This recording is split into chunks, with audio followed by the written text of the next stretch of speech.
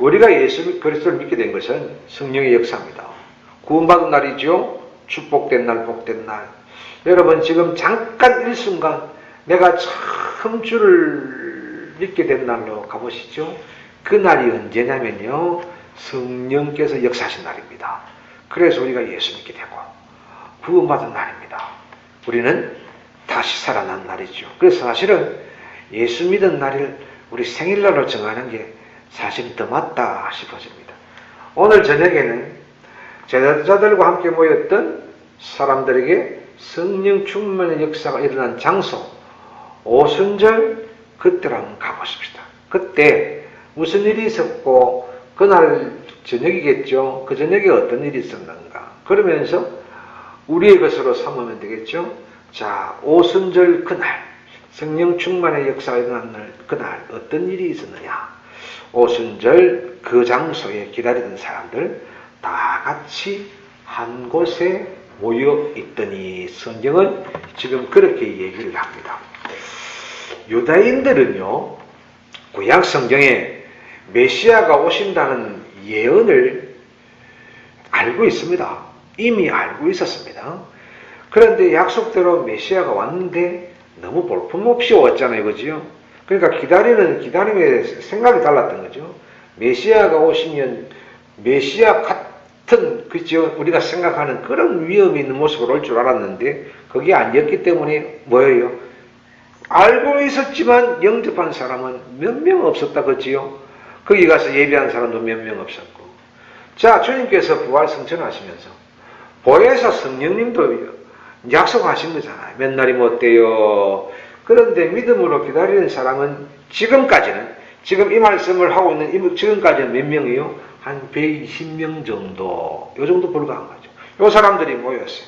약속을 믿고 순종해서 다락방에 올라가서 뭐합니까? 합심 기도했을 때 1절, 2절 말씀 같은 이런 일들이 일어난 거죠.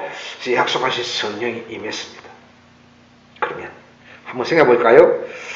약속하신 성령을 주시는데, 자, 우리가 그런 생각할 수 있거든요. 성령을 주시려면 부활하셨을 때 바로 주시든지, 안 그러면 40일 동안 계시던 성천하시기 전에 성령 주시면 되는데 또 왜 가시고 성천하시고 난 다음에 좀 기다리라 그러시고 몇 날이 못 돼요 그러면서 보혜사 성령을 주시는 걸까? 그런 의문사항이 있을 수 있습니다.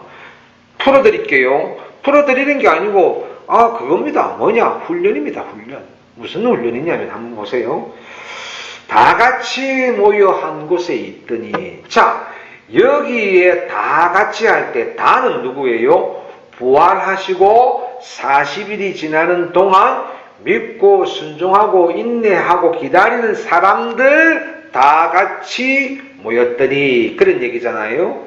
그러니까 이들이 기다린 이들 다 같이, 그러니까 믿음, 순종, 인내한 자들, 이들이 다 같이 모여서 기다릴 때 이들에게 성령 충만하게 해주셔서 뭐예요? 신앙에 알고게 되게 하신 훈련 과정이었어요. 그러니까 믿음이 뭐다? 순종이 뭐다? 인내가 뭐다? 그 결말은 뭐다? 성령 충만이다. 이걸 주님께서 훈련하십니다. 그러니까 즉시가 아니고 어때요? 좀 믿다가 주신 거예요. 사실은 안 읽은 말씀입니다. 18절 한번 보세요. 18절. 말세에 될 일이거든요. 18절에 보면 그때 내가 내 영을 내 남종과 여종들에게 부어주리니 그들이 예언할 것이요. 이게 무슨 얘기냐면 내가 내 영을 내 남종과 여종들에게 부어준다 이 말은 누구에게나 성령 준다 이 말이에요. 차별 없이 종도 주인도 그런 거 차별 없이 내 남종 여종까지 다 내 영을 부어준다. 성령은 어때요? 모든 사람이 다 받을 수 있다. 지금 그런 거예요. 자, 그렇게 얘기를 하셨습니다만 잊지 말아야 됩니다. 남종 여종 누구나 다 받는다. 받아요. 단 요구되는 게 뭐예요? 조금 전에 이겁니다. 성령을 기다리며 믿음과 순종과 인내의 훈련을 한 사람. 이 사람들이 뭐한다? 성령 충만 받는다. 다시 이제 주님 오실 것입니다. 이제 처음에 주님 오셨을 때 이렇게 문제가 생겼었습니다. 보혜사 성령 주실 때 이런 일이 있었습니다. 지금 이제 다시 남은 건 뭡니까? 주님 다시 오실 재림의 때도 뭐가 요구된다는 거예요. 인내와 순종과 믿음이 요구되고, 그런 사람들에게 뭐가 임한다? 주의 재림, 강림이 임한다, 그 말이에요. 그걸 두 번이나 보여준 거예요. 메시아로 오실 때도 보여주셨고, 보혜사 성령을 주실 때도 보여주셨고, 이제는 의미가 뭐예요? 마지막 다시 오실 때 이런 믿음 요구하시는 거예요. 그런 사람에게 뭐예요? 주의 강림, 재림이 그날 되어지는 일에 만나게 될 것이다. 그러니까 산에 올라가가지고 뭐 주님이 오시니 가니 이런 소리 하지 말고 뭐 해야 돼요? 그냥 말씀이 믿음대로 순종하고 인내하고, 이것 요구되는 것이다. 이게 성령 충만의 요구 조건, 이게 재림 예수를 만나는 요구 조건, 보혜사 성령 만나는 요구 조건, 메시아를 만나는 요구 조건이다. 그래서 왜 성령을 조금 있다가 그렇게 해야 주셨느냐? 훈련하시기 위해서. 그 다음에 확실한 이유가 또 하나 있습니다. 이게 뭐냐 하면, 땅끝까지 증인이 되리라 하신 말씀 이루기 위함이에요. 무슨 얘기냐면, 복음이 땅끝까지 전해지게 하기 위해서 오순절을 택하신 거예요. 이게 무슨 얘기냐 하면, 유대 백성들을 선민이라고 택하신 이유가 뭡니까? 저것 잘났다고 자랑하라고? 아니고, 유대인들을 하나님의 백성 삼고 선민 삼은 것은 인류 구원의 도구로 사용하기 위해서, 만방의 복음을 전해서 하나님의 나라 만들기 위해서 저 사람들, 유대인들을 선민으로 택해 주셨어요. 그런데 어땠어요? 유대인들의 역사를 보면 배신하죠. 배신해가지고 이 사람들 어떻게 돼요? 박살이 납니다. 예루살렘 뺏기고 북이스라엘, 남이스라엘 다 멸망당하고 포로로 그때 다 끌려갑니다. 이 포로되는 게 희한합니다. 다 이상하게 이때는 포로로 끌고 가요. 그죠? 다 포로로 막 바벨론으로, 아수르로 막 이때 막 끌려가요. 그래서 이스라엘 백성이 뭐가 됐어요? 이산민족이 됐어요. 오만데 다 흩어지가 있는 거예요. 그런데 이 사람들이, 그 흩어져 있던 사람들이 모이는 절기가 있어요. 그 절기가 딱 3개가 있는데, 그게 뭐냐 하면 6월절, 오순절, 장막절. 이때는 이 흩어졌던 사람들이 다 모이는 거라. 자, 5절에 한번 보세요. 그때에 경건한 유대인들이 천하각국으로부터 와서 예루살렘에 머물러 있더니, 그날이 언제라? 오순절 날이라 말입니다. 자, 그러면 오순절 날이 되면 이 산에 유대인들이 다 오는 거라 예루살렘 성전에 모여 들게 되어 있지요. 그러면 절기가 끝나면 이 사람들 어디로 가요? 다시 자기 갓으로 흩어지겠죠. 흩어지면 그때 오순절, 그때의 복음을 받은 사람들이 흩어질 때 어떻게 합니까? 복음 들고 가는 거예요.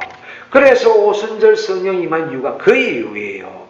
오순절이라는 게 뭔가 상징적으로 뭐 큰 의미가 있는 게 아니라 하나님의 승리의 날이라는 거예요.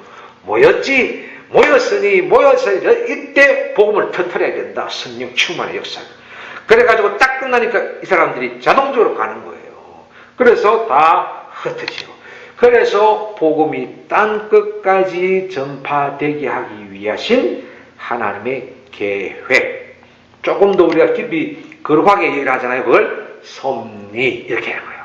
사람의 생각으로는 절대 닿을 수 없는 하나님의 계획, 섭리. 맞죠? 기가 막히잖아요. 이걸 우리가 알고 나면 역시 하나님 세밀하신 거예요. 다 이유가 있는 거예요. 그런데 어떤 사람들은 오순절 날만 되면 그게 아니고, 하나님은 그게 아니고 복음 전파를 위해서 그날을 택하신 거예요. 여러분, 뭐 그렇고 중요한 건 이겁니다. 지금도 성도들이 은혜를 사모하고 믿음과 순종과 인내로 다 같이 모인 곳에 뭐한다? 성령 충만의 역사가 일어난다. 그래서 우리 이 재단이 사람이 많고 적음이 상관이 없고 이런 요구되어지는 믿음을 가지고 여기에 모여서 있는 우리 재단이 오순절 성령 충만의 역사, 같은 역사가 일어나는 장소 되기를 주의 이름으로 축복합니다. 다 같이 뭐가 되자고요? 다가 되자고요. 다 같이의 이 다는 뭐죠? 믿음, 인내, 순종으로 기다린 그들 성령 충만 다 받았다는 거예요. 얼마나 감사합니까? 그래서 우리가 성령 충만 받기 위해서 다 같이 다 같은 믿음의 하나만 되면 거기가 이런 성령 충만의 다락방이 될 수가 있다. 자, 다 같이 한 곳에 모여 있더니 그 다음에 오순절 그날에 무슨 일이 일어나느냐면 거기 이제 우리가 인상 깊은 이야기입니다. 하늘로부터 이렇게. 그런데 한번 물어보십시다. 성령이 눈에 보입니까? 성령이 눈에 보이면 우리가 어떻게 살아요? 어렵습니다. 보이는 성령 따라다녀야 되거든. 그쵸? 만약에 저기 보이면 저기 가고 산꼭대기 가면 산꼭대기 가야 되고 성령이 히말라야 꼭대기 있으면 거기까지 어떻게 가요? 성령은 보이는 게 아니잖아요. 어떤 특정한 곳에 임하거나 구약시대처럼 성령이라는 것이 어떤 일을 하나님께서 하시기 위해서 어떤 족장이나 모세나 이런 사람들에게 특정인에게 임하시는 성령이 아니잖아요. 성령은 어디에요? 보이지 않습니다. 그렇죠? 안 보여요. 보이지 않는 게 성령이에요. 하나님 봤다는 거하고 성령 봤다는 거 똑같다니까요. 말이 안 되죠. 그런데 자 보세요. 이런 의문이잖아요. 왜 하늘로부터 이러냐 말이에요. 거기 보면 보이는 것처럼 지금 역사하고 있거든요. 지금 보시면 보이잖아요. 홀연히 뭐예요? 하늘로부터 급하고 강한 바람 같은 소리가 있어 들리기도 하고 보이기도 해요. 이걸 지금 우리는 성령이라 그러는 거예요. 자, 그런데 왜 그렇게 보이는 것처럼 이렇게 성경이 지금 이렇게 막 홀연히 막 급한 바람처럼 이런 단어를 썼을까? 여기 이유가 있어요. 왜냐하면 이제 아까 120명들이 이제 예수님 성천하시고 그것도 이상한데 그것 보고 나서 이제 그 기다리는 단 자체도 이상하거든요. 성천하셨는데 대단한 그 사이의 믿음입니다. 믿음과 인내, 순종으로 딱 모였는데 그런데 문제는 뭐냐? 이 사람들이 경험이 없어요. 무슨 경험이 없냐면 성령을 받아본 적이 없어요. 성령이 뭔데? 왜냐하면 보혜사 성령은 이제 주님 가시고 처음 주시는 거거든요. 그러니까 성령을 받아본 적이 없어요. 성령을 받아본 적이 없으니까 경험이 없잖아요. 뭐가 성령인 줄 모르는 거예요. 뜨겁게 치밀어 오르는 것인지 막 하늘에서 뚝 떨어지는 것인지 뭐 누가 가져다 주는 것인지 전혀 경험이 없어. 경험이 없어서 성령이 오셨음을 알 수 있는 영적인 감각이 없기 때문에 영적인 감각이 없는 이들에게 성령이 오셨다는 것을 보여주시기 위해서 그렇게 이야기하면 잘 보세요. 급하고 강한 바람 같은 뭐라 그래요? 소리. 이건 뭐예요? 귀로 들리는 거예요. 온 집에 가득하고 불에 갈라지는 혀 같은 것들이 뭐하여? 여기 보세요. 성경에 불에 갈라지는 혀들이 불에 갈라지는 것들이 중요한 게 그 다음 단어가 중요해요. 불에 혀처럼 갈라지는 것들이 그들에게 뭐하여? 보여. 이렇게 돼 있잖아요. 귀로 듣고 눈으로 보이는 거예요. 그 다음에 각 사람이 임하고 성령의 충만함을 받고 다른 뭐로 4절에 보세요. 다 성령의 충만함을 받고 성령이 말하게 하심을 따라 다른 언어들로 말하고 듣고 보고 말하고 해요. 그러니까 뭐예요? 하나님께서 성령이 임하신다는 것을 깨워주기 위해서 들리게 하시고 보게 하시고 말하게 하신 거예요. 그러니까 뭐하게 하신 거예요? 성령이 이런 것이야, 이런 놀라운 것이야 처음 하게 하셨다는 거예요. 그래서 체험을 갖도록 하신 거예요. 그렇게 다락방에 모여 합심하여 기도하던 사람은 단 한 사람도 빠짐없이 하늘로부터 임하시는 성령 충만을 체험하게 됩니다. 그날이 오순절마가 다락방의 성령의 역사라 오늘까지 우리는 그렇게 얘기를 합니다. 그런데 이 장면을 일부 사람들은 성령이 임하면 급하고 강한 막 큰 바람이 불고 불의 혀 같은 소리가 나고 막 반응 같은 이상한 현상이 일어난다. 이래야 성령 받았다라고 어느 세월에 그렇게 잘못 목사님들이 가르쳤습니다. 그래서 그거 받아야 된다, 뒤집어 써야 된다, 자꾸 그렇게 가르쳤습니다. 그런데 그때 시기적으로는 그렇게 가르칠 수밖에 없는 이유가 또 있기는 합니다. 우리나라의 사정이 그랬기 때문에 그렇게 가르치는 바람에 이 순진한 주의 백성들이 자꾸 뒤집어 쓰려고 그러는 거예요. 여러분, 따라하지 마시고 성령은 뒤집어 쓰는 게 아니라 인격적입니다. 하나님은 광인이 아니고 인격적인 하나님이에요. 성령은 사실은 급하게 바람같이 막 소리가 들리고 방언이 터지고 이건 성령 아닙니다. 이건 단회적으로 이 사람들이 성령이라는 걸 너무 모르기 때문에 이런 큰 역사가 일어난다는 것을 보여준 거예요. 일회적인 일이에요. 그런데 어떤 사람들은 막 뱅글뱅글 뒹굴고 막 하늘에서 소리 들린다 그러고 막 불이 떨어진다 그러고 하나님은 그렇게 떨어진 적이 없습니다. 그래서 받고 말고 하는 날이 아니라 성령은 어느 순간 내게 찾아와셔서 내 인격을 완전히 마비시키는 그게 성령입니다. 정확하게 얘기해요. 어쨌든 우리는 뭐예요?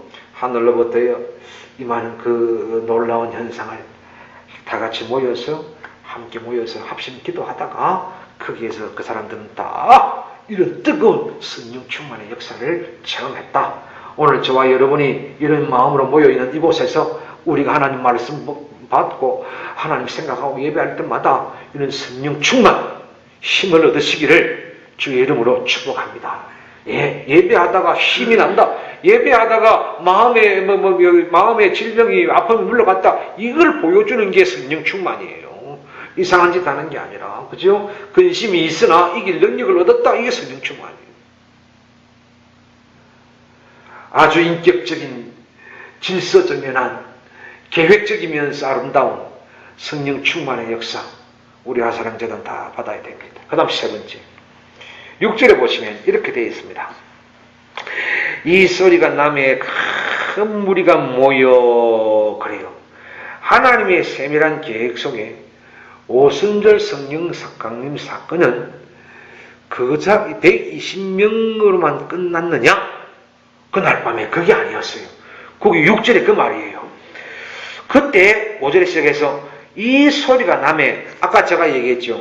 아무도 체험이 없기 때문에 하나님의 소리를 이렇게 방송국에 소리 집어넣듯이 자막 넣듯이 넣은 거예요. 소리가 나니까 사람들이 보잖아요. 그러니까 소리가 남에 그 무리가 각기 모여 보니까 120명도가 아니고요. 그 무리가 더 모여든 거예요. 지금 그 소리가 들리니까 막 아까 얘기했던 것처럼요, 막 바람 같은 소리가 들리고 막 하늘로부터 임하니까 막 120명 외에 각 나라의 사람들이 예루살렘에 지금 모여와 있었는데 그들도 막 들린 거예요. 그래가지고 사도들이 복음을 막 그때 이제 선포하는데 11절에 어떻게 됩니까?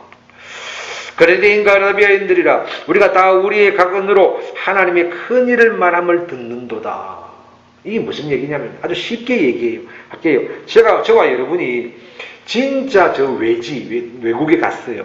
거기에는 한국 사람도 별로 없고 거의 거기 나라 사람들밖에 없는 거예요. 그래가지고 주일은 됐는데 우리가 주일 예배 드리러 갔어요. 드리러 갔는데 그 나라 사람들이 예배 드리는데 우리가 어떻게 하겠습니까? 자기 말로 하는데 여기 이제 예를 듭시다. 베드로 목사님이 딱 썼는데 세상에 설교를 한글로 하는 거예요. 한국말로 하는 거예요. 그 외지에 거기에 한국 사람 한 사람도 없는데 그 현지인 목사님이 베드로라는 예를 든 거예요. 베드로가 써서 목사님 설교를 하는데 이 목사님이 입에서 뭐가 나온 거예요? 한국말이 나온 거예요. 훈민정음이 나온 거예요. 여러분 놀랄까요? 안 놀랄까요? 놀라 자빠질 일이죠. 이 얘기하는 거예요. 지금 그때 각 나라 사람들이 소리를 듣고 이게 뭐지 하는데 멀리서 음성이 들려오는데 제자들이 복음을 전해요. 하나님에 대해서 천국에 대해 복음을 전하는데 세상에 자기 나라 말로 베드로가 얘기하고 있는 거예요. 자기 나라 말로. 이 세상에 들리는 거예요. 여러분 소리 들리는 것처럼 기쁜 일이 없거든요. 여러분 외국에 놀러 가면 한국말 하는 사람이 있으면 얼마나 기쁩니까? 그것처럼 여기에 성령의 역사가 일어났는데 각 나라 사람들이 다 모여 있는데 그 나라 사람들의 귀에 자기 나라 말로 말씀이 들리는 거예요. 쉽게 말하면. 그러니까 깜짝 놀랄 일 아니에요. 이게 오순절 성령 충만의 역사예요. 언어가 다른 사람인데 자기도 나라 말로 들리게 하셨습니다. 자, 그러면 이거 재밌으라고 하셨을까요? 여러분, 이것도 얼마나 심오한 이유가 있는지 몰라요. 왜 하나님께서 예를 들어서 제가 베드로인데 베드로가 왜 중국 사람들 앞에서 중국말을 했을까? 이 얘기거든요. 할까? 이유가 있었어요. 왜냐하면 복음을 전하잖아요. 우리도 한 번씩 외국 목사들이 오면 옆에 서서 통역을 하잖아요. 복음을 선포해요. 그럼 통역을 하면 한 번 걸러서 가요. 한 번 걸러서 가면 어떻게 될까요? 현장감 떨어지고 문화적 차이가 있어서 언어적 차이가 있어서 그 말대로 진심이 안전해져요. 그러니까 복음은 어떻게 해야 돼요? 정확무어해야 되니까 하나님께서 제대로 원작자의 말 그대로 들으라는 거예요. 그래서 성령의 충만의 역사가 거기에 일어난 거예요. 그 다음에 두 번째 이유는요. 자, 여기 각 나라 사람들이 많이 있는데 제자들이 전부 다 너는 중국말, 일본말, 베트남말 이거 해가지고 거기 해라. 배워가지고 그 말을 전할 시간이 없어요. 이 사람들이 지금 여기 모여서 있다가 지금 흩어져야 되는데 성령 충만 받고 급하잖아요. 급하니까 하나님 어떻게 해요? 통역이고 뭐고 다 배워서 하기 힘드니까 그냥 입만 벌려라. 벌리면 듣는 사람들이 귀에 뭐로 들린다? 자기 나라 말로 들린다.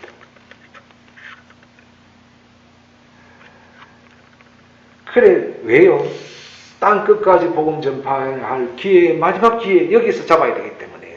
그래서 그런 일들이 일어난 거죠. 그래서 우리가 생각해야 됩니다. 그럼 제가 지금까지 쭉 얘기를 했는데, 가만히 들어보면 공통점이 하나 있습니다. 무엇을 고선들이 향해서 가고 있느냐? 성령 충만의 역사가 뭘 향해 가고 있는가? 오순절 성령 강림의 궁극적인 목적은 뭐라고요? 땅 끝까지 복음 전파. 이게 성령 충만의 역사예요. 그래서 이 성령 충만 역사로 예루살렘 교회가 세워져서 1장 8절 말씀 같은 일들이 일어나는 거죠.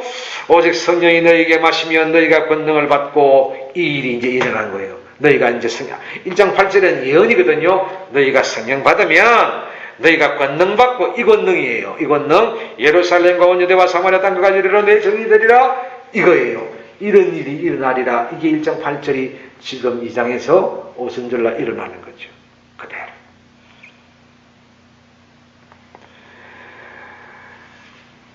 여러분 잊지 마십시다. 우리가 한동안 성령이랄지 성령 충만이랄지를 오해를 해서 이게 무엇 위에 사용되어지는 건가 생각해서 이상한 짓 했는데 성령의 역사는 뭐지요? 주의 복음 증거입니다. 나를 통해 예수가 나타나는 거, 나를 통해서 내가 성령 충만 받음으로 다른 사람에게 예수가 전해지는 거, 이게 성령 충만이에요. 이것하고 이제 그래서 옛날 성경은 오늘 이 사도행전도 방언을 말하며라고 나왔는데 새로운 개혁 성경은 언어라고 표현을 한 거, 이게 정상적인 표현이에요. 착각한 거죠. 그래서 사도행전 1장 2장에 나오는 성령 방언은 그 방언이 아닙니다. 그 방언 아니에요. 아까 얘기했던 그런 다른 말로 할 수 있는 알아듣는 그 얘기를 방언이라고 한 거예요. 고린도전서에 가면 방언이 나옵니다. 고린도전서에 가보면 영적으로 방언 때문에 혼란케 되어지거든, 은사들 때문에요. 자, 이상한 방언을 해요. 그때는 진짜 우리가 말하는 그런 방언이에요. 그래서 교회에 방언의 은사를 받은 사람들이 기도할 때 다른 사람들 앞에서 큰 소리 치고 기도를 해요. 그런데 어떤 사람들이 방언으로 하는데 아무도 알아듣는 사람이 없어요. 알아듣는 사람이 없으니까 방해가 돼요. 그래서 고린도전서에 가면 공식적인 성경에서 통역자가 배석되지 않으면 공식 예배 석상에서 방언하지 마라 그래 있어요. 교회를 흔들게 하는 거예요. 그래서 하지 마라 그러는 거예요. 그래서 질서가 있어요. 그래가지고 방언을 내가 말했잖아요. 이제 자기가 이제 방언 해놓고 통역한대요. 성경은 얘기하고 지가 방언하고 지가 통역할 수 없다. 누가 믿어요 그걸요? 그러니까 성령은 뭐예요? 네가 방언을 하면 다른 사람이 들었을 때 동일하게 들어야 된다. 그게 성령이라는 거죠. 그러니까 방언하는 사람과 통역이 일치해야 된다. 그래서 혼자는 절대 안 되게 돼 있다. 이제 고린도전서를 공부를 하면 그 재밌는 얘기가 나와요. 그런데 이게 이제 우리나라에 들어와가지고 잘못 가르쳐가지고 어떻게 돼요? 막 부르기도 하고 막 이상한 소리 하면 된다 그러고 막. 자, 이렇게 성령 충만의 역사가 일어났습니다. 마무리하십시다.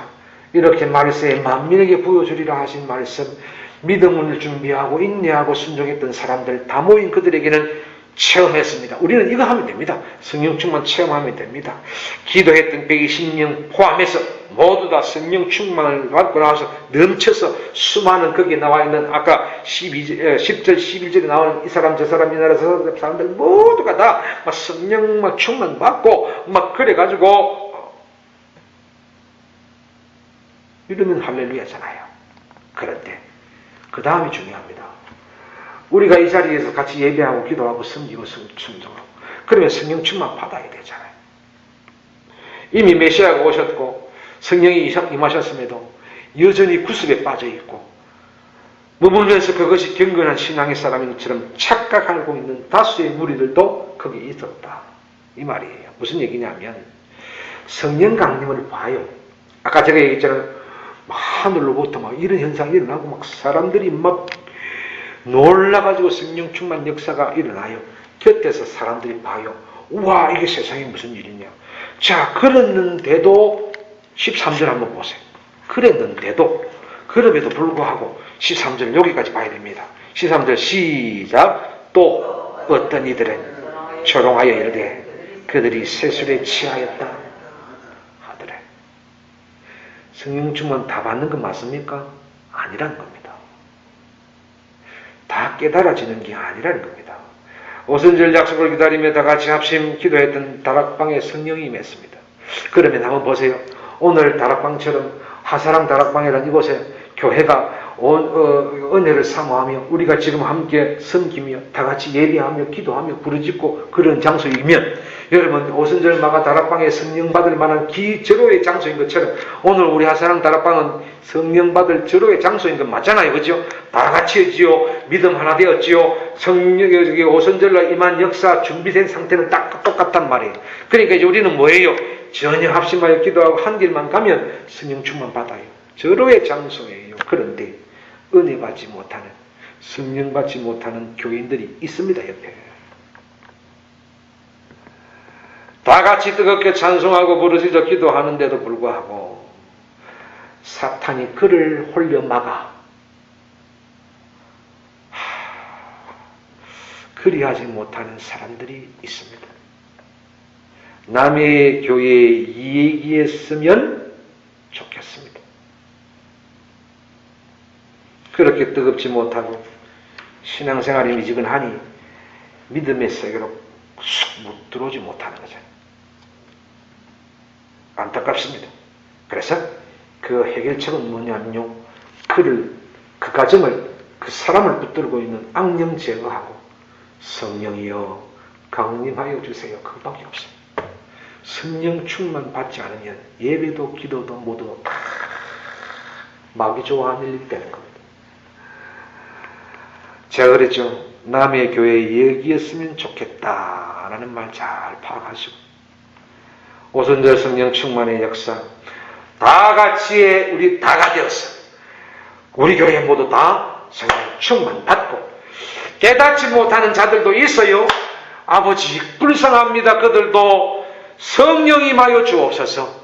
기도해 주시는 성령 충만한 우리 아사랑 성도들 되시기를 주의 이름으로 축복합니다.